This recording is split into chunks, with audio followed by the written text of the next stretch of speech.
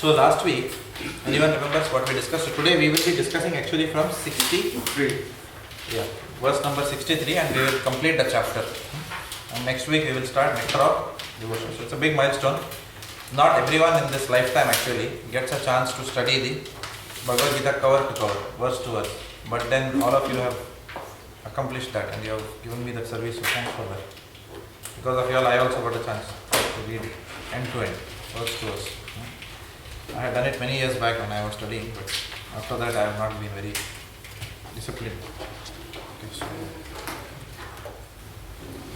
alright, so what did we discuss in the previous class? Anyone remember? We discussed from 55 to 62, and in that we were discussing what is the spiritual attachment and material attachment. And that's where the question came, attachment to our family, whether it's spiritual, material, to what extent it should be. And then we had the whole discussion.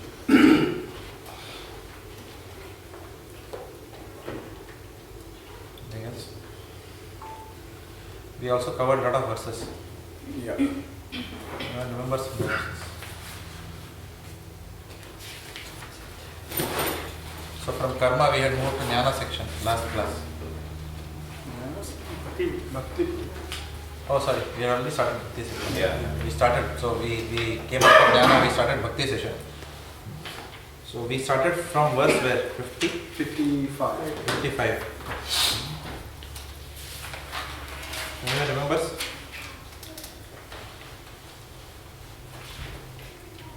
So while migrating from jnana to bhakti, we should remember that famous verse. What is pure bhakti? Anya avilashita shunyam jnana karmadi anavritam anukulena krishna anusilanam bhakti uttamam. And in another next one or two classes we will study that, because we will be starting Nectar of Devotion in that verse. So, but right for now it will suffice that pure bhakti is devoid of the desire for jnana. So therefore, just quick request. Towards the end of class, are you going to tell us what the format is going to be for Nectar of Devotion? I'll approximately tell you. Okay. And then I'll tell you in the next class. It does take 5 minutes to tell you at the beginning of the class. But I'll try and attempt to do it today. In the first class, if you tell us what you're going to cover, Yeah. so that we're prepared. But I had told something, I hope all of you have done that. Waves of Devotion, another song. Everyone must have purchased that book.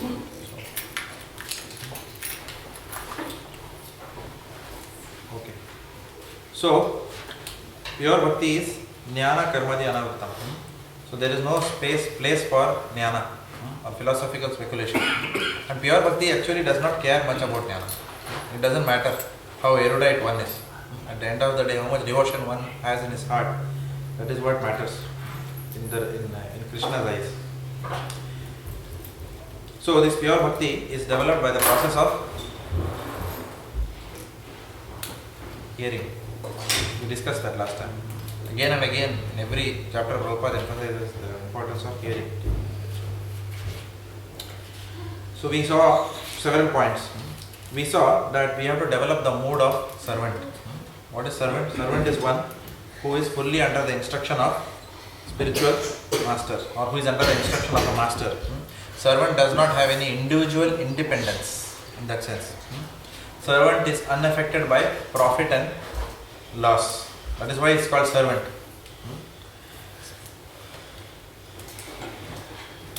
Servant acts just to satisfy the senses of Krishna, mat paraha. Servant does not act whimsically. His full action is that which is pleasing to the Lord. And again we will see Nectar of Devotion more on that. Servant does not act whimsically and then attempt to offer the fruits of that whimsical action to God. He doesn't act in that way. Now how to act, how not to act, therefore that knowledge servant gets through the disciplic succession or the parampara. We saw that. So a servant is one who takes the order of the Guru as the prime goal in his life. Like that. Have you got order from your Guru, instruction from your Guru? Any one of you? You have got instructions from your spiritual master? Directly has he told you? Any given you an instruction? No. He has given you what instruction he has given you? Is it? You can share it? Pardon? To study Srila Prabhupada's books. To study Srila Prabhupada's books. That's the instruction Mataji wrote. Anyone else want to share? What instruction you got? Every day, Chaturna representing.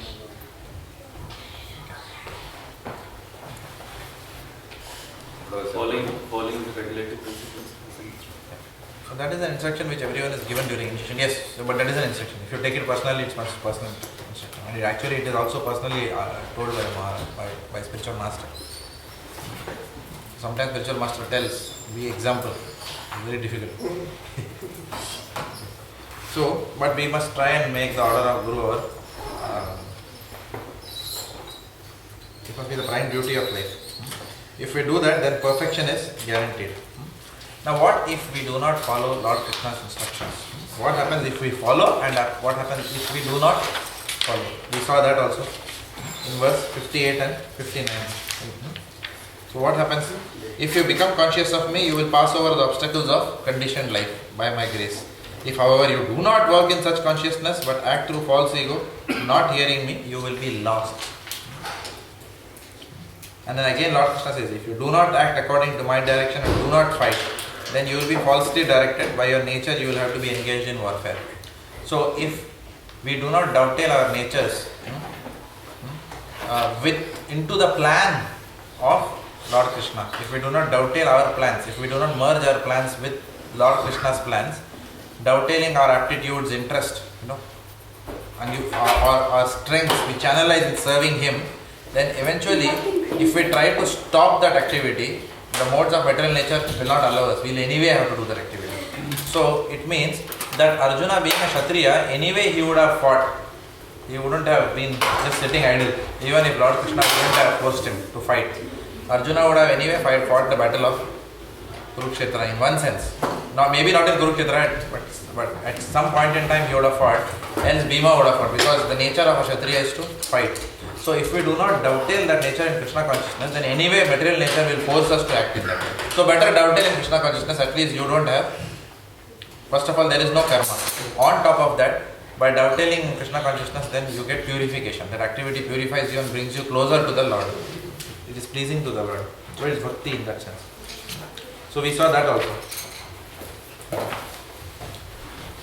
We saw also Srila Prabhupada's Los Angeles walk, where Srila Prabhupada was told, someone protested that your Krishna consciousness makes people dull. But Prabhupada said that two greatest fights, both the heroes were Vaishnavas. Prabhupada said, so Vaishnavas are not dull rascals, he said, sitting down. We don't want dull rascals, we don't want such people. We want Arjuna or no one, Prabhupada said. So Vaishnavas doesn't mean, what do you call that, Kacha Limbu, in Hindi. Or I don't know what do you call that, a person who is not fit to do anything, therefore doing bhakti. No, it's not different. Prabhupada's movement requires dynamic people. In fact, he said, I want only Arjuna, or no one else. So Prabhupada's movement doesn't want lethargic people. People who will get up and do some action. In verse 60, Lord Krishna is again reiterating the same point. Under illusion, you are now declining to act according to my direction, but compelled by the work born of your own nature, you will act all the same. Again, he is saying the same thing to Arjuna. And then, verse 61, we saw that the Lord is slowly migrating from confidential to more confidential knowledge, which is from Brahman to Super Soul. Right? So, how the Lord is migrating from Brahman to Super Soul? The Lord is saying, Ishvara Sarvabhutanam Hriddeshe Arjuna Tishtati. The Supreme Lord is situated in everyone's heart, O Arjuna, and is directing the wanderings of all living entities who are seated as on a machine made of the material energy. O son of Bharata, surrender unto him utterly. So the Lord is instructing Arjuna to surrender to the Super Soul. By his grace, you will attain transcendental peace and the supreme and eternal abode. First the Lord he's talked about Brahman, now he's talking about Paramatma. And finally today he will say, surrender unto me. This is Bhagavan. So he is gradually, you are seeing the shift. Closer and closer we are getting to the absolute truth. So,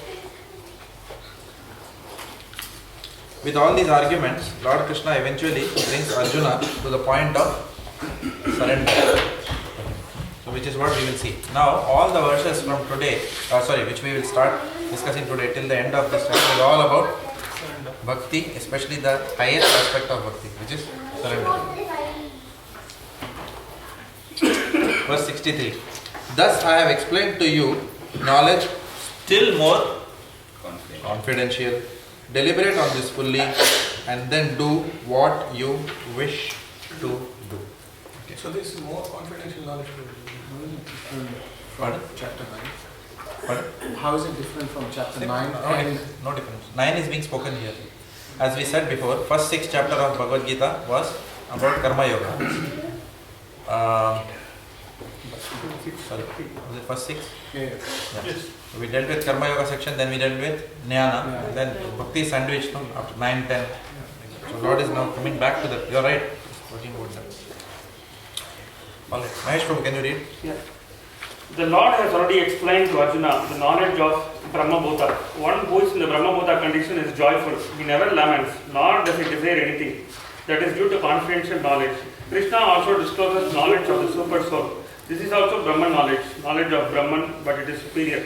Here the words Yatte Tata Kuru, as you like. यथे इच्छासी मतलब जैसा आपकी इच्छा है वैसा करो. तथा कुरु means what? वैसा करो. As you like, you may act. Indicate that God does not interfere with the little independence of the living entity. In Bhagavad-gita, the Lord has explained in all respects how one can elevate his living condition. The best advice imparted to Arjuna is to surrender unto the super soul seated within his heart. By right discrimination, one should agree to act according to the order of the super soul. That will help one become situated constantly in Krishna consciousness, the highest perfectional stage of human life. Arjuna is being directly ordered by the personality of Godhead to fight. Surrender to the Supreme Personality of Godhead is in the best interest of the living entities. It is not for the interest of the Supreme. Before surrendering, one is free to deliberate on this subject as far as the intelligence goes. That is the best way to accept the instruction of the Supreme Personality of Godhead. Such instruction comes also through the spiritual masters, the bona fide representative of Krishna. So what are the points here?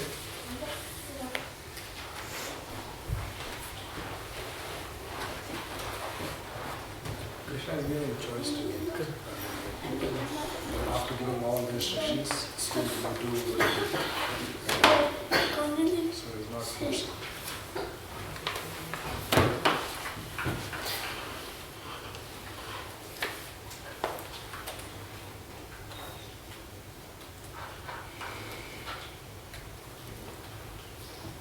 One is free to deliberate on the subject as far as the intelligence goes. So in that sense that you don't have to rush it, properly understand it. So once you are, then you will be properly situated. Once you make a decision consciously and with knowledge. So that is why it is said tad vidhi pranipatena pranipashanena. So therefore the inquiry is a must. Prabhupada said not blind faith in some puja or yantra or tantra or mantra. No, it's not like that.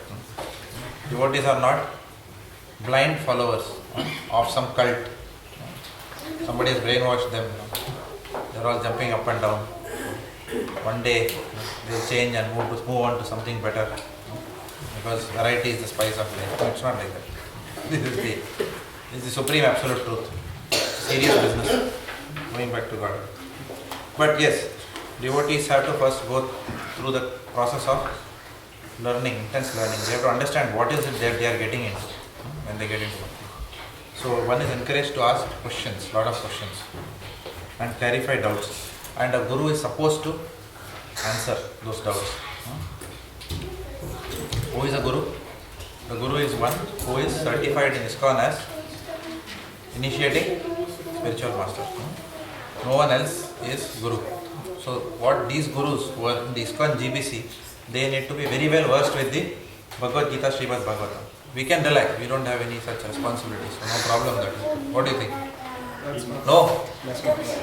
Huh? So Raji Mataji, can you explain who is having this role of Guru? Everyone in Islam. All of us. Yara dekhe tare ka Krishna Uttara. Hamara agya. By my order, all of us should become Gurus. So we must become very well versed with the philosophy of Krishna consciousness, so that we can answer all kinds of questions that the people who preach to will ask us. So we have to become very philosophically very strong. Prabhuji, what is this Brahma Buddha stage? It says that one who is at that stage, he never laments. But then, when things go wrong in our life, I'm trying to understand what is the difference between lamentation and when things go wrong, and then when we say, why did it happen? Or, in a moment, we might say, even though we understand that it's all done by Krishna. So is that a lamentation, or how do we categorize that? So we have to understand that all of us have got a circumstantial nature. Yeah. We have got a conditioned nature and we have got a constitutional nature. So suppose something happens to a near and dear one. Instinctively it's very difficult for us because we are not on that platform. We are not on the Brahma Bhuta platform as one did. So there will be some lamentation, definitely there will be the oh, we are bound to feel like that.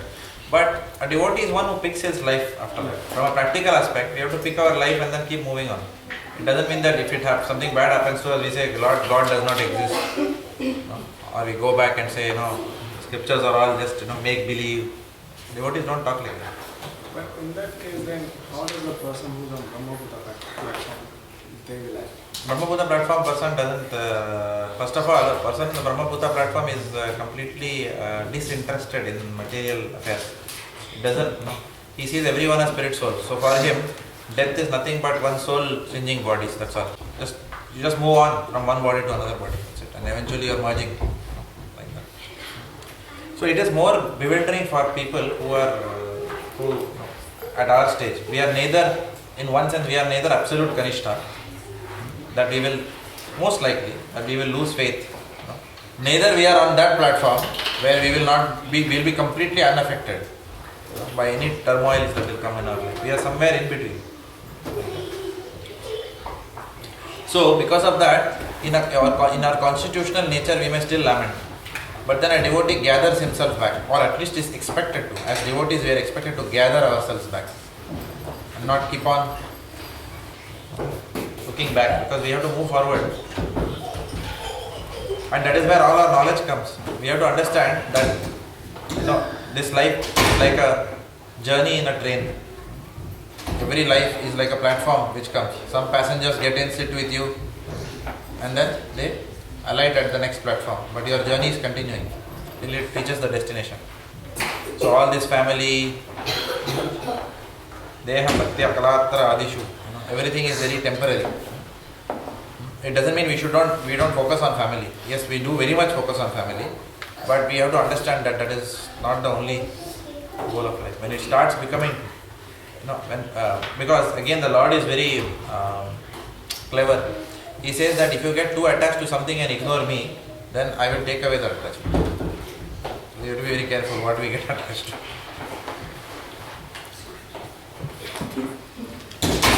So the point is we must gather ourselves back. Okay, so Lord Krishna does not interfere with the little minute independence of the living entity. That's why he says, whatever is your ichha, you do accordingly. So the human life is very rare, because only in the human form of life we have the power of discrimination. Therefore we must use this power of discrimination. We must develop enough knowledge so that we are able to discriminate properly under the platform, because discrimination also has to be done under some platform of knowledge. So we have kept that platform based on which we discriminate. The scriptures are a reference point for discrimination. So it is mentioned that by right discrimination, one should agree to act according to the order of the super soul. But the free will is always there. You need not. The Lord himself is not taking the free will from Arjuna. Now we are seeing that. No? So Prabhupada also writes that before surrendering, one is free to deliberate on the subject as far as the intelligence goes. That's why I remember when we were cultivating one devotee, who was working with us, it took 2 years for that person to completely accept Krishna consciousness under the umbrella of ISKCON. 2 years it took. With every day morning walks with this devotee. Every day morning walk, afternoon walk in office. Back and forth. And so many questions. All questions exhausted. It was like that. Can't even imagine the number of questions we have discussed with this devotee. So it took, exhausted all the questions. Yahan se, wahan se, sab theek hai, abhi aa jao. Then surrendered, finally. So sometimes it happens. So cultivating is not an easy job. It's not easy. Now that many of you are doing preaching, you will realize it's not an easy job. It takes, we have to shed our blood, to cultivate one devotee, like that. Now, since the Lord also is facilitating Arjuna and not forcing him, it behooves us to behave in the same way. We also do not force. We don't force people. We just facilitate people. People will say, "No, I will not chant." We have a case in your Bhakti also. No? I will not chant. Don't tell me to chant. But we have to keep on facilitating. We cannot force anyone. We are not that chant or I will cut. Your neck will be severed from your body. That is not our style of preaching. Right? We facilitate, because the motivation for the person has to come from within the heart, and we pray for that person. Oh my dear Lord, please, I pray to you that you do something so that he comes to you, because that is our goal as preachers. That's our only goal. There is no other goal. I was hearing today, I was driving, I had a chance to drive 1 hour back and fro, to and fro. So I was hearing Radhanath Maharaj's question and answer session, where Govind Prabhu, Gaurang Prabhu, Anand Vrindavan Prabhu, who is the Chandra Modi Swami, all these people are asking, Muralidhar Prabhu or Bombay, they are all asking questions to him. So it's only a compendium of some of the best questions that have been asked to him and the answers that he is giving. But I forgot why I mentioned that. There was some point which he mentioned which I liked very much. What point were there? You think that the goal of the preacher is to just... Yes, thank you. So he said that if your motive is simple, to connect people to Krishna, then you are safe. If you identify your role as a servant of your members, I am extrapolating. He was not talking about Bhakti Vriksha, but he was talking about preaching in general. Responsibilities of different people in the temple. So our role is simply to facilitate people as their servant, to unite them with Krishna. So as long as we keep working, उसी में हम लगे रहेंगे, then that's the right mode. जनादापि सुनिचेना तरोरिव सहिष्णुना अमानेन मानदेन कीर्तनीय सदावेल. So as a preacher, we have to develop immense tolerance with people. People will not chant. It's not easy for someone to chant 16 rounds. No? Even after many years, sometimes, how many rounds you are chanting, 16 rounds is goal. So we have to keep on and on telling. We cannot force anyone at gunpoint. Right? So ultimately, it is up to the person. We can't do anything. Neither are we responsible for their success, neither are we responsible for their not taking to Krishna consciousness. But the only thing which we can do is we can put our effort to the best extent that we can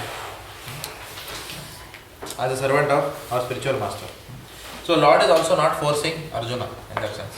He himself is not doing it. He is saying, I have told you whatever needs to be done. Now it is up to you. You take it or you don't take it seriously. Okay. Yesterday even Anirudh Prabhu was sharing with us that even if some of these people, guests don't chant, that's okay. As long as they have some appreciation towards our behavior or wider ISKCON, then that itself is, they are on their journey basically. same view Nityananda Priya Prabhu also shared with me some time back. Also, we have to take care that as much as we are not forcing our members, sometimes outsiders come and force our members. You are doing all the preaching, but somebody else in the temple will come. आप माला नहीं करते हो? Like that. नहीं, मैं उनके programme में जाते हूँ. अच्छा, they don't teach you or what? To do chanting? They don't teach you to by heart Bhagavad-gita shlokas? Very bad, like that. And they will be, क्या हो गया भाई? Something is going wrong here, like that. So we have to be very careful to also protect our members from people who are innocent in preaching. You know what I mean, no? What can you call?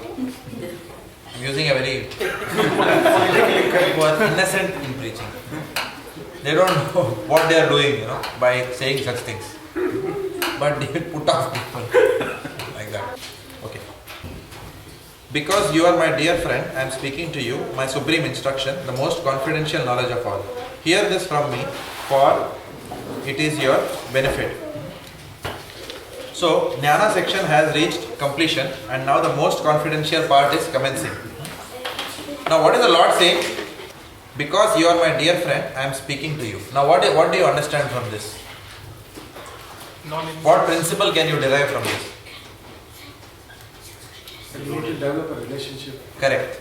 That we have to develop a relationship with somebody before we give shiksha. Especially higher shikshas. Now the Lord is giving up the highest shiksha. Therefore Lord, see when Lord is talking about general stuff, no, He is not using these words. Because you are my dear friend, I am giving you. When He is giving the most confidential, then He is telling you are my dear friend. So sometimes when you are giving advanced instructions, this means that you must really have a good relationship with that devotee. So Arjuna, so Lord is saying, because you are my very dear friend, I am speaking to you my supreme instruction. So without relationship, supreme shiksha will not come. That is why it's very important that as much as we have tight relationships with senior devotees, to that extent we will receive supreme shiksha from them. And to the extent that we do not, then they will always hold themselves back in telling us something. As a preacher, you all must have realized, right? As Bhaktivedanta self-servants, you all must have definitely realized that you are preaching to some people more than the others. Have you realized that in your life? Why does it happen? It will happen automatically. It's natural. It will happen. That doesn't mean that you are discriminating. It's not negative discrimination. It just means that you are assessing the depth of the waters and then giving accordingly. Does it make sense? Okay. Relationship must exist before confidential instruction. So, Srila Visvanath Cakravarti Thakura gives a nice analogy. He says that Bhagavad-gita is like a treasure chest. You know what's a treasure chest, no? Where jewels are kept. It contains the rarest secret of Bhakti. He says the first 6 chapters, which is dealing with karma, forms the golden lower part of the chest.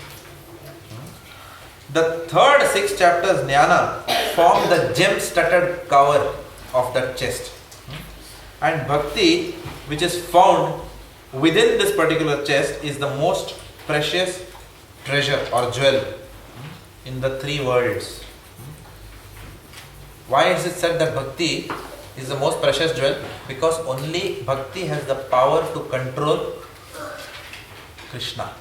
Nothing else has the power. Jnana cannot control, karma cannot control Krishna. All that is under his jurisdiction. At the moment Bhakti comes, pure devotion comes, Lord Krishna becomes controlled. So that is the most confidential knowledge. Who will give you the most confidential knowledge? Somebody who will give you the power of attorney. Like the Bazigar, that fellow gives power of attorney, to the Shah Rukh Khan. And then what happens? You remember that scene? He is rotating that chair. Today I am the boss, and the chair is rotating like this, and then intermission. Like that. Correct? So I still remember vividly that scene. He was given the power of attorney, and now he has taken complete control. That happens in the ordinary world. But Lord Krishna is very careful. He will not give power of attorney to such Bazigars. Correct? Who will pretend to lose something and then they will take control. So Lord Krishna will test us thoroughly before he can allow us to start controlling him. He will not do that mistake what that fellow did in the movie. Because here is the Supreme Personality of Godhead. He is all knowing. So that is why bhakti is the most pressured, because it is a power of attorney he is going to give you now. And therefore he will only give it when there is a sound, strong relationship. When you know that a devotee will never misuse that power. So the key to obtaining this jewel is the 64 syllable mantra. That is what is mentioned by Visvanath Cakravarti Thakura. The key to obtaining the treasure of this chest is what? The 64 syllable mantra. Which mantra? It is going to come now. Manmana bhava mad bhakto mad yaji mam namaskuru mam evaishyasi satyam te pratijane priyosime. This is considered, in fact many times it is said that this is the most important verse in the Bhagavad-gita. Followed by the next verse which says Sarva dharman parityajya mam ekam sharanam vraja aham tvam sarva papebhyo mokshayishyami ma sucha. So these two are the, what is that? Treasure chest verses. Like that. Very, very important verses. Oft quoted verses. In any lecture, these are quoted. So let's go and read them.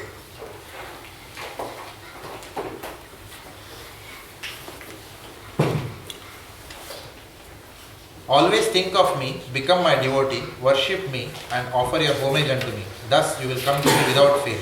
I promise you this because you are my very dear friend. So this is such an important verse, this and the next one, that we must read the purport. So Janesha Prabhu, you want to read this purport? The most confidential part of knowledge is that one should become a pure devotee of Krishna and always think of it and act for it. One should not become an official meditator. Life should be so modern that one will always have the chance to think of Krishna. One should always act in such a way that all his daily activities are in connection with Krishna. He should arrange his life in such a way that throughout the 24 hours he cannot but think of Krishna. And the Lord's promise is that anyone who is in such a pure Krishna consciousness will certainly return to the abode of Krishna, where he will be engaged in the association of Krishna face to face. This most confidential part of knowledge is spoken to Arjuna because he is the dear friend of Krishna. Everyone who follows the path of Arjuna can become a dear friend to Krishna and obtain the same perfection as Arjuna. These words stress that one should concentrate his mind upon Krishna. The very form with two hands carrying a flute, the bluish boy with a beautiful face and peacock feathers in his hair. There are descriptions of Krishna found in Brahma Samhita and other literatures. One should fix his mind on this original form of Godhead, Krishna. One should not even divert his attention to other form of the Lord. The Lord has multi-forms as Vishnu, Narayana, Rama, Varaha, etc. But a devotee should concentrate his mind on the form that was present before Arjuna. Concentration of the mind on the form of Krishna constitutes the most confidential part of knowledge, and this is disclosed to Arjuna because Arjuna is the most dearest friend of Krishna. So what is the difference between 9.34 and this one? Second. Same, no difference. Just repeating the same message. That's what we again discussed. Lord is now repeating only. That's why it's called as the summarization. This 18th chapter is what? It's a summary of everything that has been spoken. So you will find repetition.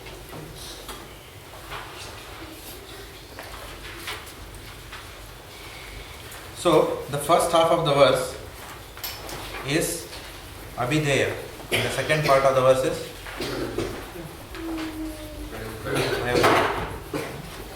we can see that. The first half of the verse is the process, the second half of the verse is the goal to be attained by following that process. Okay.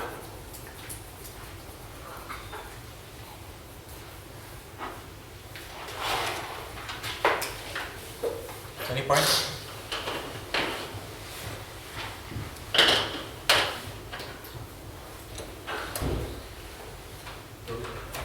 Why Prabhupada is mentioning only 2 and 4? Because even when we are praying here, with Where? Radha, Which point?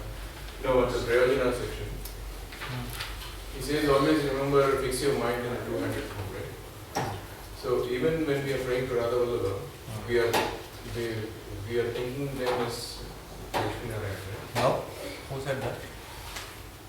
I have to No. When we pray to Radha Vallabha, we pray to Radha Vallabha. Okay. When we do Vaidhi Sadhana Bhakti, Radha Vallabha accept our worship in the Lakshmi Narayan form.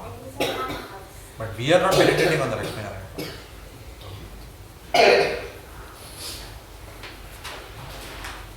Okay, so still that's only part of your question. Your main question is why does Prabhupada write this? No? Yes. Yeah. So why Prabhupada is writing? You tell me why Prabhupada is writing like this. Is it because of the Sampradaya? Correct.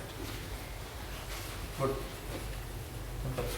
So Prabhupada is a servant of, he is a Senapati Bhakta of who?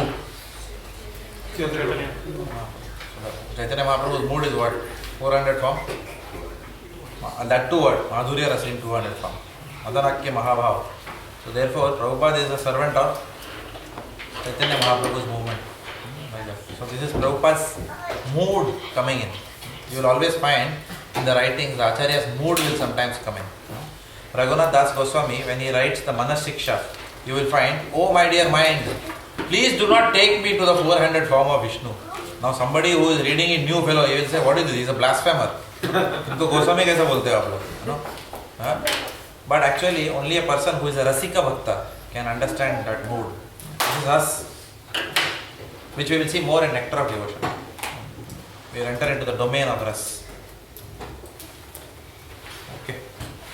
So, this is one of the most important verses. In fact, sometimes called as the most important verse of the Bhagavad-gita, where the Lord is saying, always think of me, become my devotee, worship me and offer your homage unto me. Thus you will come to me without fail. But, so if we have to go to the Lord without fail, how many of you think that we will fail? Now let us read it. Always think of me. How many of us always think of the Lord? Always think of me, become my devotee, worship me and offer your homage unto me. So always think of me, we are bold. First ball itself we are out. Correct? So therefore, one may doubt, Bhurijana Prabhu writes, one may doubt after reading this particular verse, if he or she will be able to take advantage of Krishna's words and render the quality of pure devotional service that Lord Krishna has requested here. ये होने वाला है क्या? भगवद गीता खत्म होने को है. Just imagine. Towards the end, if the Lord is giving such an instruction and we don't see any hope for ourselves, then how frustrated we will all become. Can you see? So Bhurijana was bringing out that point very nicely. So one may therefore wonder, should I first undergo renunciation? Should I first do a lot of austerities and vows to purify the heart? Otherwise, how will I come to this platform? Always think of me, worship me with all your homage, then the Lord is promising, ये सब करने के बाद I will promise you. So somebody may think like that. Should I first undergo renunciation, austerity and vows to purify this heart so that it will enhance my ability to surrender to Him? There is a lot of qualification, required for surrendering to the Lord. So as if the Lord reads Arjuna's mind, the Lord immediately goes to the next verse. What does he say? Verse for all of us. Sarva dharman parityajya mam ekam sharanam raja aham tvam sarva bhakti. Abandon all varieties of religion and just surrender unto me. I shall deliver you from all sinful reaction. Do not fear. How assuring this verse is for us. Right? So let's read that also. So somebody has to read express.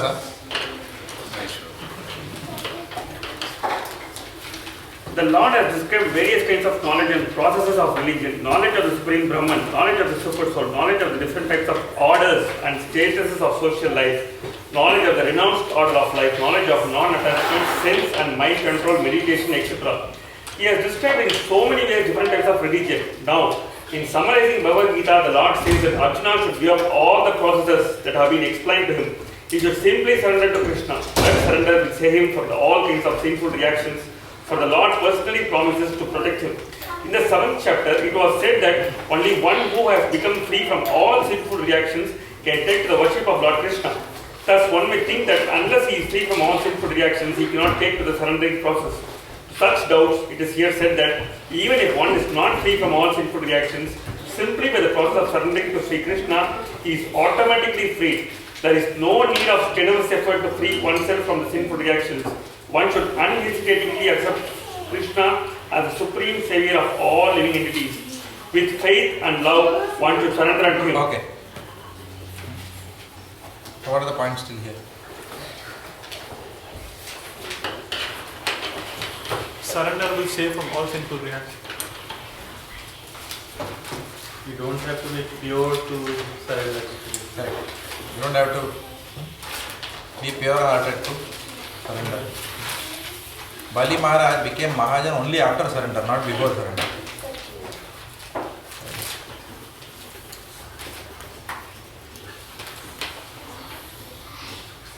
So what is surrender here, please? Second part of the wait. I know that question. Prabhupada knew that question will be asked. Immediately he is answering that in the next line itself. That's why I stopped there. I knew that question will be asked. Okay. Huh? Process of surrender. Yeah. So, somebody once told me, we are eating meat, therefore I cannot touch the Bhagavad-gita like that. So there, somebody told you also this. Okay. So this is the verse, you can tell them. Abandon all varieties of your religion and simply surrender. You take this Bhagavad-gita, it can only purify you. Like that. So you don't need to stop the process of doing some sin before you can take shelter of the Lord's instructions. Surrendering to the Lord means at the end of the day, surrendering to His instructions. Where are His instructions? In the Bhagavad-gita. So anybody can start reading. It doesn't require any specific qualification to read this. Only Brahmanas can read Bhagavad-gita. Shudra should not read. All this is bogus nonsense. So Bhagavad-gita, Prabhupada said nobody is disqualified from the process of surrendering to the Lord. Kirata, Huna, Andhra, Pulinda, Mulakasha, Abhira, Nagara. Like there is one verse. Ye, Anya, what is that? Remember? Kirata, Punandra, Pulinda, you know that? Then? Abhira, Shumba, Yavana, Kashatyega, Inneja Papa, Lapashya. Correct. And then Prabhavishna. Beautiful, very good. You deserve a clap for that.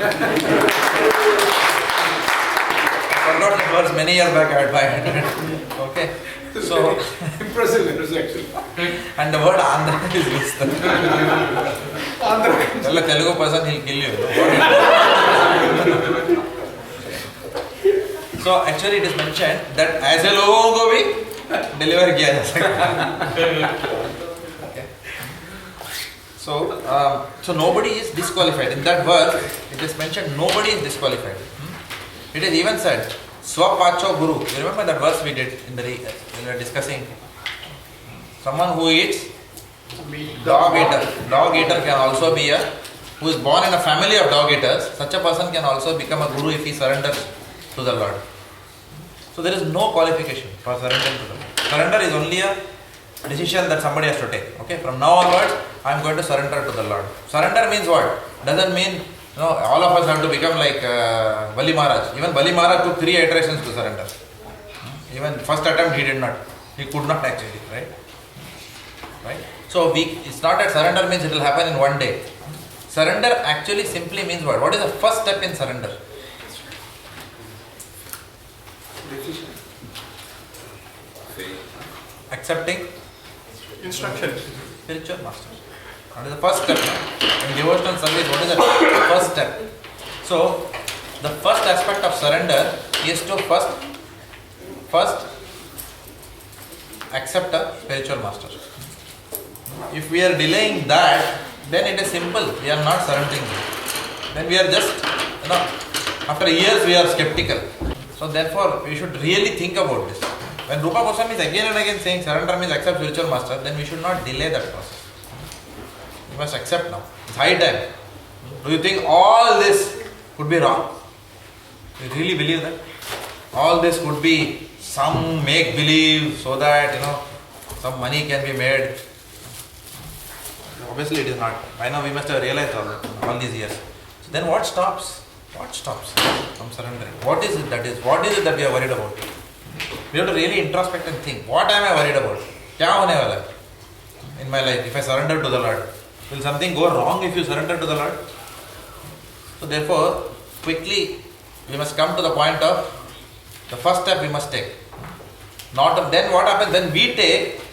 Then after that, then only we can start preaching, to others that you start surrendering. If we are ourselves not damadol, skeptical all the time, then we cannot develop anybody else. Because Kanishta Adhikari means what? Always faith is like this, shaky. And we should not spend a whole lifetime in shaky faith. Because then we have to come back into the material world. We have to really think about these things. So that is why it is said that when you surrender to a spiritual master, when you take initiation, then what happens to all the sins? They are in the fire of Agni that's burnt. After that, aparadh start. It's a different story. Okay, but at least the sins are gone at that point in time.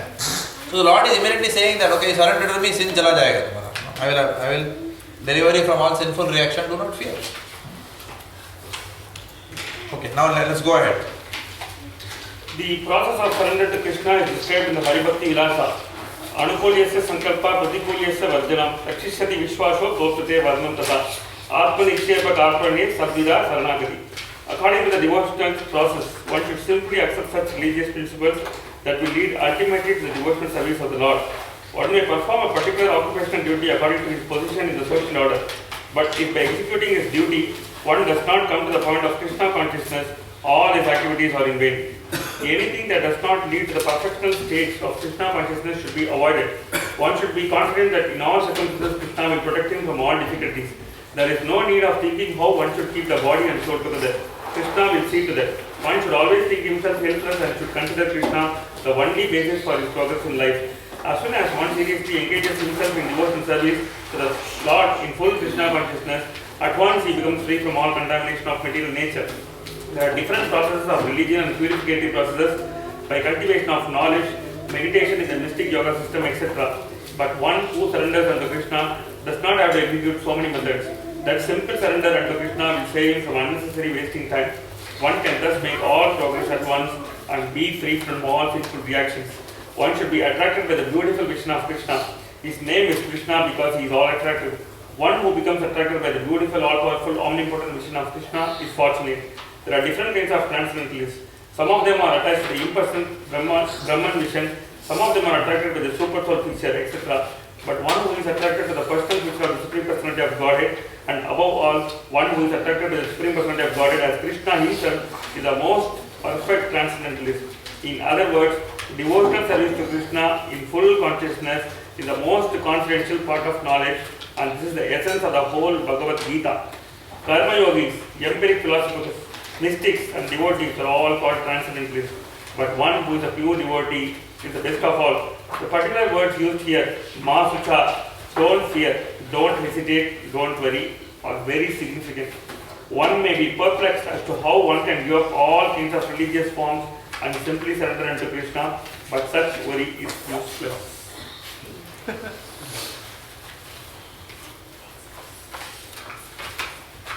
The Lord is giving assurance in two different verses. Don't worry. So, what is the process of surrender? Surrender means there are 6 items. That's why it is called Sadvida Saranagati. 6 items of surrender. Surrender, first item is what? Anukulyasya sankalpa, which means what? Whatever is favorable for, whatever pleases Lord Krishna, do that. And Pratikulyasya varjana means whatever is not favorable for Krishna consciousness, we don't do that. This is called as pravritti and nivritti, like that.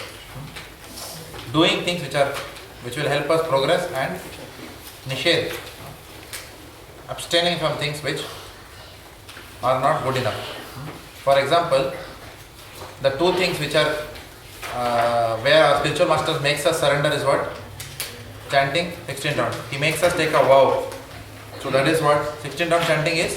Which one? Anukulyasya sankalpa. Following 4 regulative principles is Pratikulyasya varjana. So in every ISKCON initiation, this aspect of surrender is we are made to take a vow on this aspect. And then Rakshashiti sa Vishwasa. Rakshashiti sa Vishwasa means having faith that the Lord will always protect us and not thinking that protection will come from somewhere outside or outside of the Lord's sanction. So we have to understand, if the Lord doesn't want to protect us in a situation, that is the Lord's desire. And also be fearless, saying that in any situation, ultimately, unless the Lord does not sanction, I will always be protected, unless he sanctions otherwise, to teach us a lesson, like that. Goptrutve varnam tatha. Again, Govind Prabhu's class, if you remember, whatever is the source of our income is not the source of our maintenance. We think like that. We are conditioned to think like that. But Goptrutve varnam tatha means being absolutely sure that Lord Krishna is the maintainer. So, following whatever is favorable, abstaining from that which is not favorable, having full faith that Lord Krishna is the supreme protector, having full faith that Lord Krishna is the supreme maintainer. 4 aspects. 5th aspect is Atma Nikshepa. Atma Nikshepa means surrendering our surrendering our everything to the Lord. Now we'll explain. Just give me a minute, we'll explain this. Next is Karpanya. Karpanya means what? Humility. What is it? Dainyata? What do you call that? Humility. Dainyata? Is that the right word? I don't know. But anyway, humility. Karpanya. The mood of surrender must be that I am servant of, cultivating the bhava of Trinadapi Sunichana Taroriva Saishuna. So the mood aspect is given. Karpanya.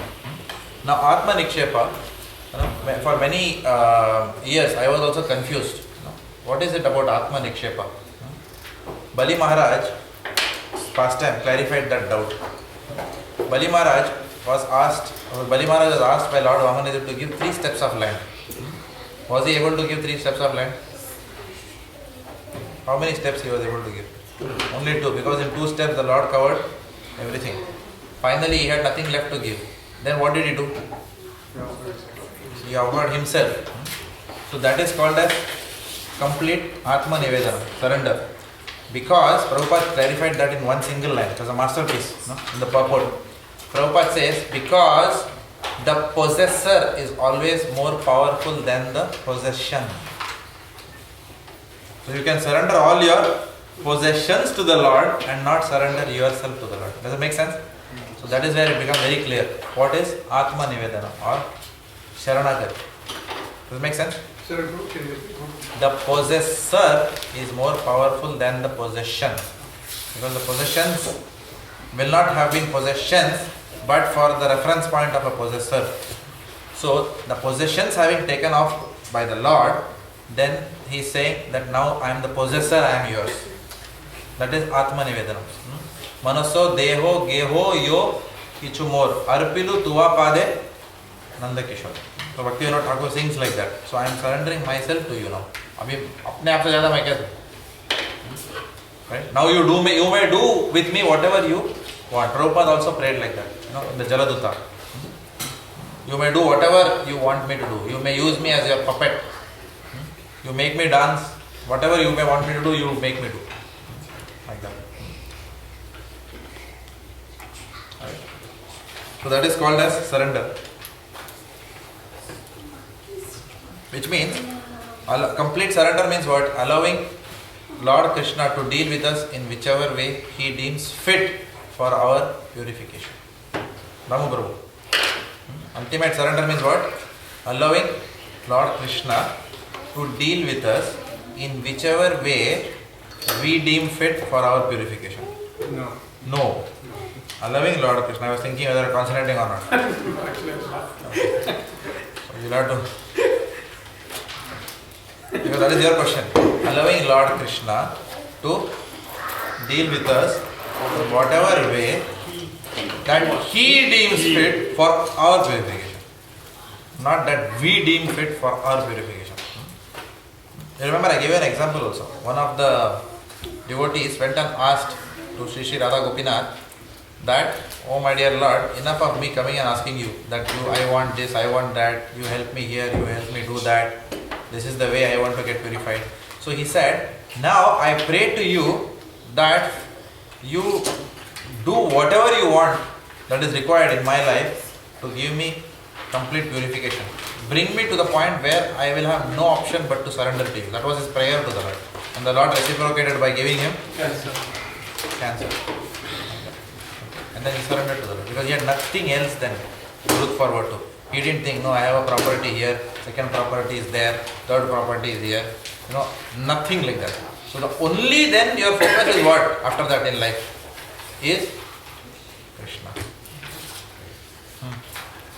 For such devotees, do we have to pray like they are going through these sort of, we should.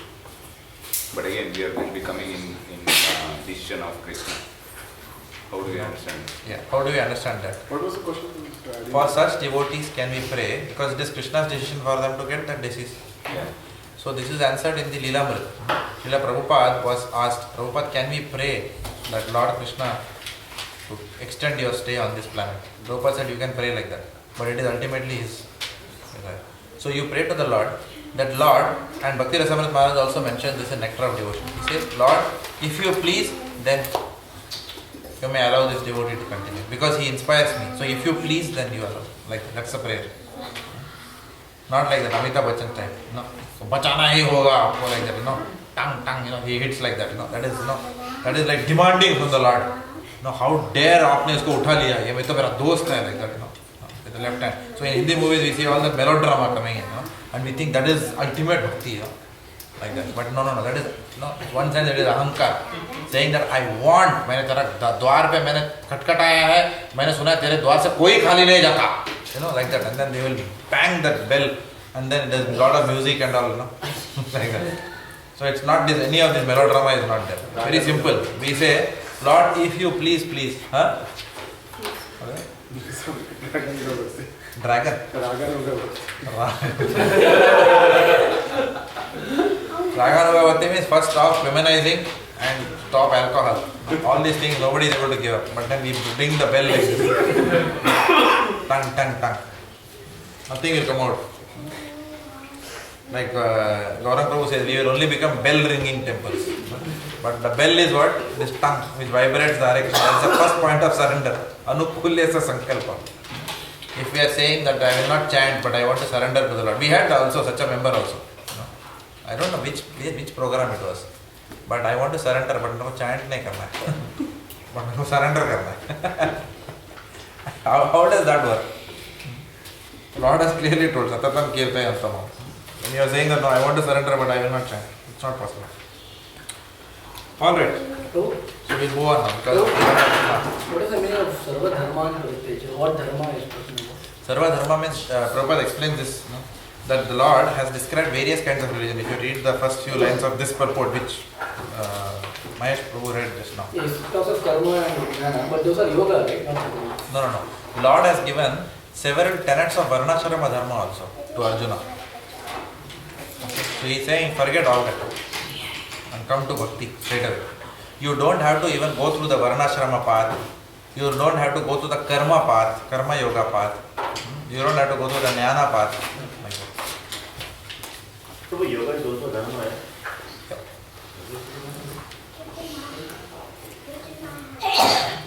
Savai Pumsam Paro Dharma. So that is the supreme occupation is that by which men can attain to the loving devotional service of the Lord. Okay. So in that sense, everything is dharma, which leads you to the Lord. But Lord is saying, "Utna slow kyun ja rahe bhai? Fast train mein baitha na. Why you are taking slow path? Take the fast path. Surrender unto me. I will deliver you from all sinful action. Why you want to go to Varnashrama Dharma and start doing that? For 100 lifetimes, then you will do that. Then you will Brahma banenge aap. Then you will God knows when all that will happen, right? And in this Kali Yuga, forget about being Brahmana. The first quality of Shudra is truthfulness. How many of us will come anywhere near that? Right? So there is no hope. If you see, there is no hope. So this is the golden verse. Abandon all varieties of religion and simply surrender to me. I will deliver you from all sinful reaction. Because in this material world, you can't work without sinful reaction.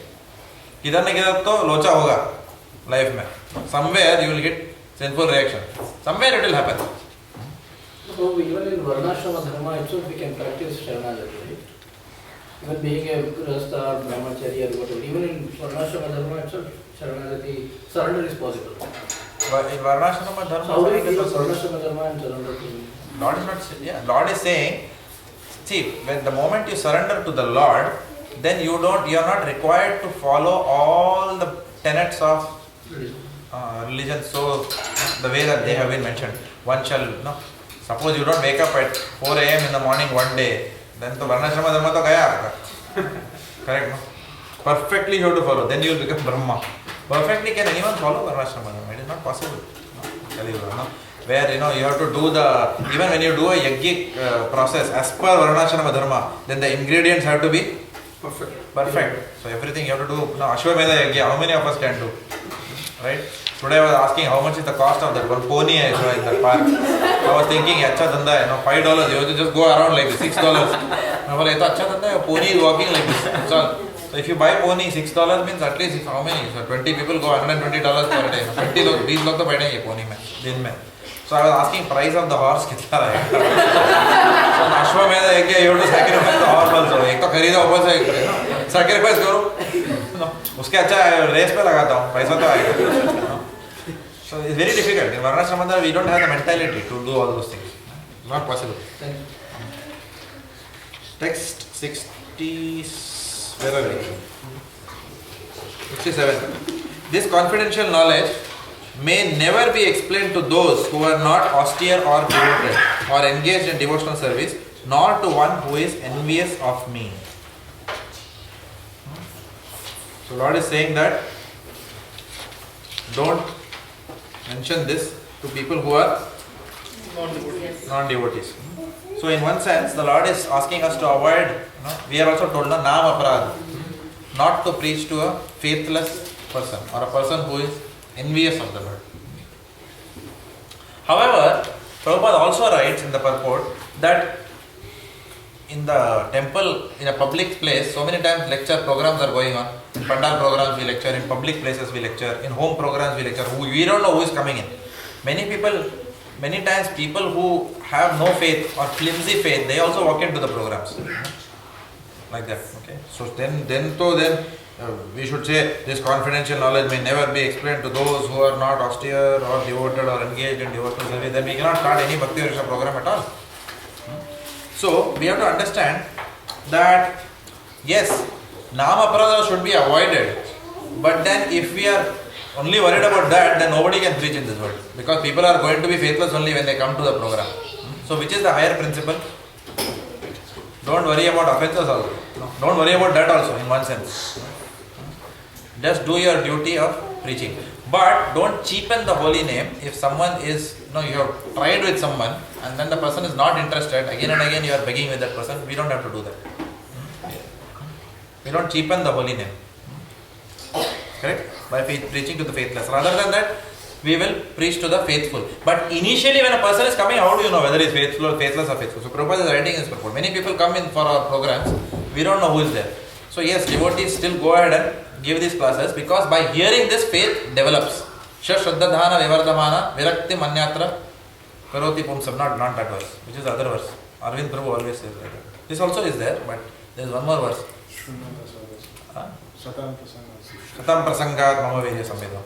Shraddha ratir bhaktir anukramishati. So, by coming to satsang, what happens? Then Shraddha will develop, faith will develop, then Rati, then Bhakti. Anukramishati, in that order. Anukramam means what? In a serial order. It will come like that. So we welcome people who may not have, we don't tell people, this is the faith only for the faithful people. We are holding a program in Point Cook. Who will come? Correct, no? The people come and develop their faith. In another sense, if you see it, you'll also find another beautiful implication out of this verse, or an implied point, that who is at the end of the day more compassionate? The pure devotee of Lord Krishna is more compassionate than the Lord himself. So Lord Nityananda was playing. Lord Balaram is the highest devotee of Lord Krishna. So Lord Nityananda, when he came, so he was more compassionate on Jaga and Adai. Even Mahaprabhu took Sudarshan Chakra, still Lord Nityananda said, no, they can be delivered. Like that. So a devotee is one, in Madhura Kadambini, Visvanath Cakravarti Thakura also brings out this point very nicely. He says devotees are more compassionate than the Lord. The standards which the Lord, has laid down, it's very difficult for us to go back to Godhead. Lord is saying, Satatam Kirtayantamam. Of course, we also do Satatam Kirtayantamam on some days. We are chanting till dead of the night. To complete our 16 rounds. Correct? That is not that Satatam Kirtayantamam. That is different Satatam Kirtayantamam. Right? So that standard is impossible. So even Mahaprabhu said, 64 rounds, anyone who doesn't chant is a Shudra. Like that. For 16 rounds, either halat kharab ho gaya. Correct, no? Right? So Prabhupada said, no, okay, I will make it simple, 16 rounds. So do we really think we will come up to Krishna's standards to go back to Godhead? Not possible. We are going, Prabhupada said, I will take you through so all of us are backdoor entry only. Right? But even the backdoor entry qualification is so difficult. Even there they are asking 99.5. Krishna standard is 101. Right? One mistake, gone. But here it is 16 rounds. And Prabhupada also used somewhere, I remembered in a lecture, Prabhupada said something like 70% pure. Melbourne he said, 70% marks if you get. It's a pass mark. Then all, recommendation quota. 70% we must. So this is the power of our devotees' recommendation. Okay. So otherwise the Lord's standards are very high here. So devotees then, therefore what they do, they go and still explain to people. Ay karo bhai, bhakti karo. And then some will develop faith, some will still not develop faith, and then we don't deal with them. Then because then we will get into the realm of aparadha. Prabhu, we also have Chaitanya Mahaprabhu's instruction. Yare dekha tare kam. Correct. So on that basis we can reach. On that basis we can reach. But we have to reconcile everything. Again, there is a balance. Everything has got a balance. See, if you see, all acharyas, they tell this also, they tell that also. Krishna is also telling this also and that also. Inaction, action, everything. So everything is a balance. We should know where to balance that. Where to stop preaching to someone also we should know. Otherwise, I remember in my early days of Krishna consciousness, I will sit with someone और वो भी मेरे को छोड़ेगा ना, मैं भी उसको छोड़ूंगा नहीं. And Yamuna said, क्या बैठा है यार ये क्या हो गया 2 घंटा हो गया इसके साथ. And that person is also playing around with me and I am also determined that मैं इसको भक्त बना के रहूँगा मैं. Of course, now when I am hearing lectures of Gaurang Prabhu and all, they say, किसी को पकड़ा उसको छोड़ते ही नहीं हम लोग. We think that whoever we catch, he has to become pure devotee, then only I will leave him. Though we are not in that way, but he has to become. Our demands are like that of others. Like that. So then we have to balance. We have to really understand where to draw the line and stop after some time. For one who explains this supreme secret to the devotees, pure devotional service is guaranteed. And at the end, he will come back to me. There is no servant in this world more dear to me than he, nor will there ever be one more dear. So, Lord Krishna is here glorifying the service of preaching. What did you say explain the supreme secret to the devotees? Devotees should know the secret anyway. Yeah, so ultimately people, supreme secret is what? Supreme secret is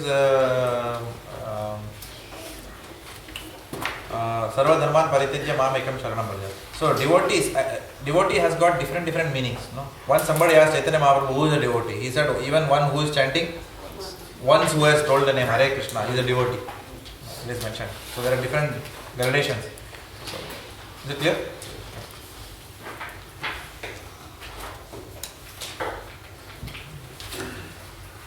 Devotee means a person who is not against Krishna.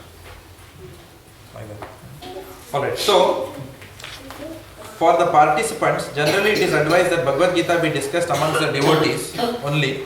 For those who are not devotees, will understand neither Krishna nor Bhagavad-gita. These are all notes from Bhurijana Dasa. Bhagavad-gita should be explained to persons who are ready to accept Krishna as the Supreme Personality of Godhead. That is why we do SSR. We quickly try to come to the point that Krishna is the Supreme Personality of Godhead. At least we establish that. People may not have complete faith in that, but at least people are not saying, no, I will never accept that Krishna is the Supreme Personality of Godhead in my life. No. Then they will obviously, we can't do much. So then Slowly people will come in, people will move out, all kinds of transitions will happen. And then you will attain steady state after some time. Preacher, those who do not accept Krishna as he is and Bhagavad-gita as it is should not try to explain Bhagavad-gita whimsically. Prabhupada writes. Those who themselves cannot accept Krishna should not try to explain Bhagavad-gita whimsically. Just like, people who do not understand some subject matter still try to comment on that. Sarvasya chaham hridi sannivishto. Our Gaurang Prabhu is explaining in the lecture. So someone interpreted as cha. Cha means tea. Sarvasya chaham.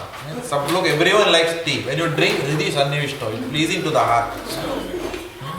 Hridi sannivishto. Sto means stove bagda ke pine wala chai. He says. So anything, anybody can interpret anything and sound very intelligent. Like that. So in India, so many bogus people are there who have no understanding of Bhagavad-gita. And I told you many times, in Japan also, I found, when I went, they had this Gita Jayanti celebration. And and that time I was also being cultivated by devotees. I was also chanting some 4 rounds, 6 rounds, something like that. And avoiding the devotees on weekends because I wanted to go bowling like that. So those days somehow one person, he took mercy on me. He told me, no, I want you to come, along with us. Will you come Gita Jayanti in some Yokohama or somewhere it was going on. So I went there. And then there was this, very scholarly kind of person, Hum sab apni jagah mein pratishtha, something. He was using some very complex, words. He was coming from, I think mostly Maharashtra Brahmin family, like that. Very perfect, Shuddha Hindi ka, Uchcharan and all those things he was doing. And then they had kept Bhagavad-gita on one chair and they were doing agarbatti to that. And then the other persons were all glorifying this person. He is very knowledgeable. He can recite all the slokas of Bhagavad-gita with proper pronunciation and meter. Ye sab chal raha tha. And then my Siksha Guru at that time, Sanjay Krishna Chandra Prabhu, he has developed a Japan congregation. Very nice devotee, and he has done a lot for me. I'm very indebted to him. So he was fuming actually. Once, but he was very cool.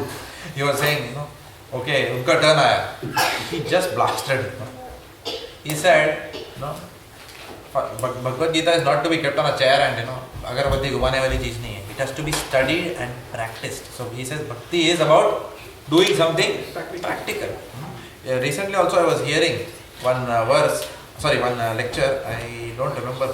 I think it was probably one of Govind Prabhu's lectures, where somebody came to Prabhupada and told, one devotee, he was selling books, distributing something he was doing. Yeah, he was reading Bhagavad-gita and he was also distributing books.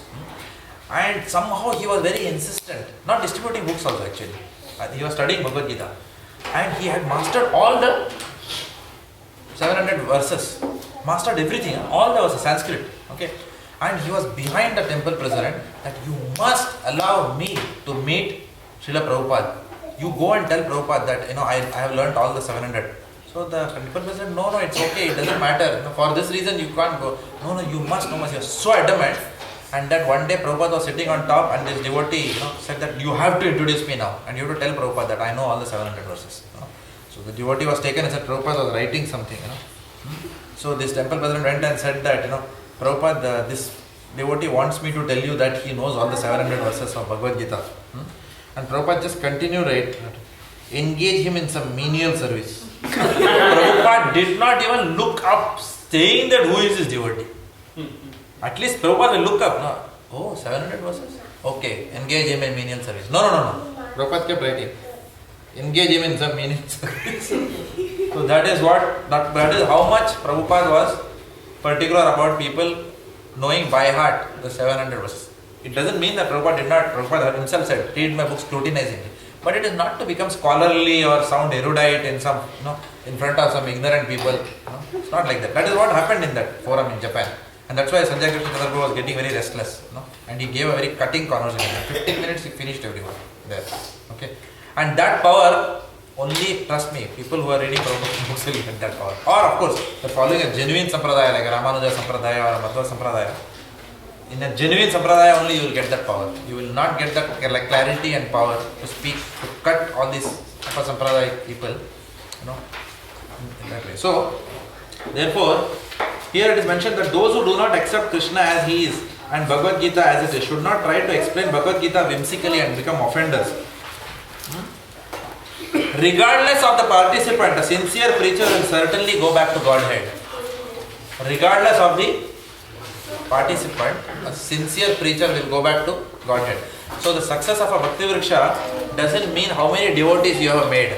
The success of a Bhakti Vriksha program is how much you have lifted your game. In trying to preach, how much effort you have put in perfecting your sadhana and yourself, your sadachar, your seva. That is your success. So if you measure before preaching, before becoming a preacher and after becoming a preacher, your graph, it will always be on the up. It can never be down after preaching. Koi bhakt bane ya nahi, that is incident. That is between Krishna and that devotee. We do our best, but neha vikrama nasuchi. There is no loss or diminution in this effort. Success is guaranteed.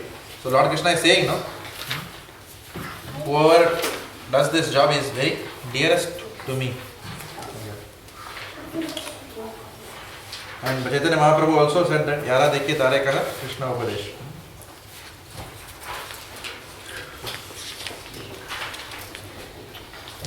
And I declare that he who studies the sacred conversation of ours worship me by his intelligence. So he is talking about all of you who are studying the Bhakti Sastri course, right? And all of us, even I am studying. Because of your mercy, I am also studying. So, Lord is saying that who studies this conversation of ours worship me by his intelligence. Now the word study is used. Study is not just to hear doing an exam-oriented thing. Just understand the important questions that will come in the paper and Prabhu, I don't have time, as you know, I'm a family man, I have children, I have wife, parents, therefore you understand, I don't have time, I'm also struggling, like that. So study means what? Study. Study means study. Study scrutinizingly, cup fate Mars. Really we have to study Prabhupada's books. So that's why it is said, and I declare that he who studies this sacred conversation of ours worship me. And how to study? Cup fate Mars is given to us. So we have to study very, very seriously this particular scripture, Bhagavad-gita.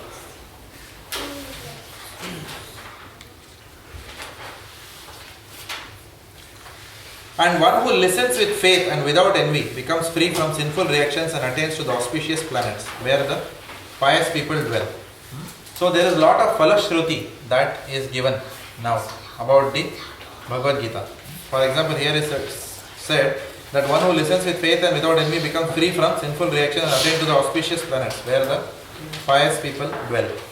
So even if our devotional life is adhura or incomplete, still there is no loss in this process. Because we have done devotional service, our next lifetime we will start from where we left in this lifetime. Either in a very wealthy family, if we have done devotional service only for a short time, or if we have done for a long time, then in a Vaishnava family. And if we have almost perfected, just going back to Godhead, then we get birth in another universe where Dwapar Yuga, the pastimes of Lord Krishna are going on, get trained from there and then go back to space. So there is no loss. O son of Pritha, O conqueror of wealth, have you heard this with an attentive mind? This is the last conversation of Lord Krishna in the Bhagavad-gita. So please hear attentively. This is the last verse which Lord Krishna is speaking in Bhagavad-gita. O son of Pritha, O conqueror of wealth, have you heard this with an attentive mind, and are your ignorance and illusions now dispelled? So he is asking Arjuna. So this shows that Lord Krishna is the greatest teacher. The greatest teacher is one who does not leave who ensures that the student has understood it and his doubts are completely gone. And that is a quality of a sincere teacher also. So how sincere the Lord is. He is trying to telling, has it been dispelled? Have any more questions? He is asking. After speaking so many verses, he is still asking that. So that is the humility of the Lord. The sincere desire to lift his devotee out of his current turmoil. Arjuna said, "My dear Krishna, O infallible one, my illusion is now gone. I have regained my memory by your mercy and I am now firm and free from doubt and I am prepared to act according to your instruction." This is the last verse that Arjuna speaks back to. All his doubts are completely dispelled. So Arjuna could understand that Krishna was not only his friend but the Supreme Personality of Godhead. And he understood Krishna factually. Bhurijana Prabhu writes, he accepted Lord Krishna's order as dharma. Dharmam tu shakshat Bhagavad-gita. Ultimately, what more can be dharma than what the Lord is directly telling us? Who else? Who is the higher authority? So, when a person is in full knowledge, he naturally surrenders to Krishna. So, all that knowledge has already been given to Arjuna. Confidential, more confidential, most confidential, everything has been told. So, when Arjuna understood that it was Krishna's plan, by now Arjuna has understood that it is Krishna's plan to remove the unnecessary weeds, which we saw in the first chapter, where the unnecessary weeds have to be pulled, unnecessary population has to be controlled. So then when he understood this plan, he now agrees to fight according to Lord Krishna's desire and he took up his weapons, his arrows and bows under the order of the Supreme Personality of Godhead. So now this is, Arjuna is now completely surrendering to the Lord's desire. Sanjaya said, "Thus have I heard the conversation of two great souls, Krishna and Arjuna. And so wonderful is that message that my hair is standing on end. By the mercy of Vyasa, I have heard these most confidential talks directly from the master of all mysticism, Krishna, who was speaking personally to Arjuna. O king, as I repeatedly recall this wondrous and holy dialogue between Krishna and Arjuna, I take pleasure being thrilled at every moment. O king, as I remember the wonderful form of Lord Krishna, I am struck with wonder more and more and I rejoice again and again. Wherever there is Krishna, the master of all mystics, and wherever there is Arjuna, the supreme archer, there will also certainly be opulence, victory, extraordinary power and morality. That is my opinion." Thus ends the Bhaktivedanta purports to the 18th chapter of the Srimad Bhagavad-gita in the matter of its conclusion, the perfection of renunciation. Okay. So we'll just summarize with a small talk on Sanjaya, just 4 more minutes. So this entire study was related to the heart of Sanjaya. We all know that by the grace of who? With the grace of a spiritual master, Vyasadeva. So I am talking from Bhurijana Prabhu's notes. So this conversation, Bhurijana Prabhu writes, this conversation was wonderful because the Supreme Personality of Godhead was speaking about himself and his energies to Arjuna, who was a great devotee of the Lord. Just hear attentively, just 2 more minutes. If we follow in the footsteps of Arjuna to understand Krishna, then our life will also be happy and peaceful. So there is a lot of blessings that now we are getting. Sanjaya realized all this and therefore, as he began to understand, he related the conversation to Dhritarashtra, because Sanjaya has also now understood everything. Now he is relating it to Dhritarashtra. And Bhurijana Prabhu writes that Sanjaya admits that it was by Vyasadeva's mercy that he could understand the Supreme Personality of Godhead. This means that one has to understand Krishna not directly but through the medium of Guru or spiritual master. Narad Muni is a direct disciple of Krishna and Vyasadeva is a disciple of Narad Muni. Sanjaya is the disciple of Vyasadeva. So he is understanding through disciplic succession, so the message is perfect for Sanjaya. And Prabhupada writes, actually there is no difference between hearing directly from Krishna and hearing directly from Krishna via a bona fide spiritual master who is of the caliber of Vyasadeva, or who is repeating the message in its pristine form, just like Srila Vyasadeva did. So Srila Prabhupada offers more falashrutis for the Bhagavad-gita students, which you can read in verse 76 when you go back, unless you have already read and come for the class. Sanjaya by Vyasadev's grace, could see the universal form that Krishna exhibited to Arjuna. Lord Krishna had never exhibited such a form before. Some great devotees could also see the universal form of Krishna when it was shown to Arjuna. Vyasadeva disclosed this to his disciple Sanjaya, who remembered that wonderful form of Krishna exhibited to Arjuna and enjoyed it repeatedly. So that's why his hairs are standing on him. He again and again his vision is going to the universal form of the Lord and he is feeling very ecstatic. That's why he made that comment. All this is being explained by Bhurijana Prabhu.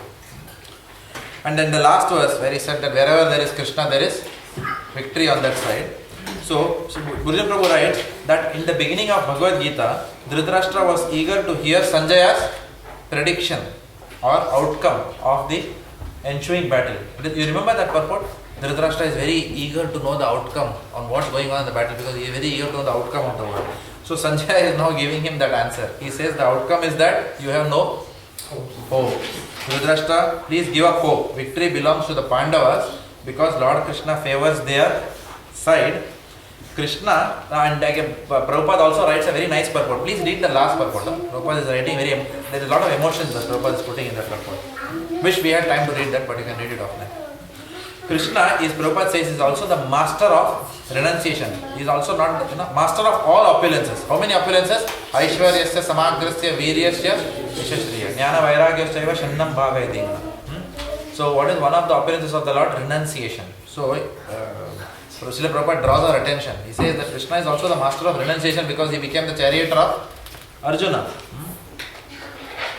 Some people may protest that Krishna incited Arjuna to fight. Krishna incited Arjuna to fight, which is immoral. But the reality of the situation is clearly stated. Bhagavad-gita is the supreme instruction in morality. So where to speak of immoral? So Bhagavad-gita is the supreme instruction in morality. So the supreme instruction, again, supreme morality instruction is what? Man mana bhava mad bhakto. Essence of all religions is to surrender to Krishna. The instructions of Bhagavad-gita constitute the supreme process of religion and morality. All other processes may be purifying and may lead to this process, but the last instruction of the Gita is the last word in all morality and religion. Surrender unto Krishna. This is the verdict of the 18th chapter. Varnashrama dharma to jnana, to most confidential instruction of Sharanagati is the essence of Bhagavad-gita. So what is the essence of Bhagavad-gita? Damu Prabhu, it's your question. The essence of Bhagavad-gita is Sharanagati. If someone asks you in your life, never forget this. In one word, what is the essence of Bhagavad-gita? Sharanagati. That is what everything is leading up to. Srila Prabhupada concludes by saying, by proper use of the minute independence which the jiva has got, he comes under the direct order of Krishna. Thus, he attains his normal condition in the pleasure-giving potency. So, we will attain to the highest that the soul can attain by the process of surrendering to the Lord. And what is surrender? Nothing but studying the Bhagavad-gita very scrutinizingly and absorbing the Bhagavad-gita in our life and acting according to the instructions which the Lord has given. So we have come to a very important milestone. Srila Prabhupada ki Jai.